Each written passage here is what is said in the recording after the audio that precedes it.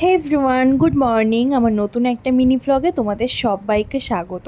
এখন বাজে ভোর 4:40 আর আমি ঘুম থেকে উঠেই বাইরে বেরিয়েই দেখি কাল রাতে রিমেলের তাণ্ডবে একদম গাছপালা, কারেন্টের তার সব কিছু ভেঙে চুরে একাকার হয়ে রয়েছে। তারপর বাড়ি এসে সকালে মর্নিং ড্রিঙ্কটা খেয়ে নিয়েই বারান্দাটা পরিষ্কার করতে বসে পড়েছিলাম, কেননা কাল রাতে ঝড়ে একদম এত ধুলো হয়ে গেছিলো যে না পরিষ্কার করে আর ওখানে বসাই যাচ্ছিল না। তারপর প্রতিদিনের মতো এক্সারসাইজ করে নিলাম, দেন এক্সারসাইজ কমপ্লিট করে চলে গেলাম ব্রেকফাস্ট বানাতে। আর আজ আমি মিক্সার ছাড়াই স্মুদি বানিয়েছিলাম। কিভাবে জানো? চলো সেটাই তোমাদের সাথে শেয়ার করব।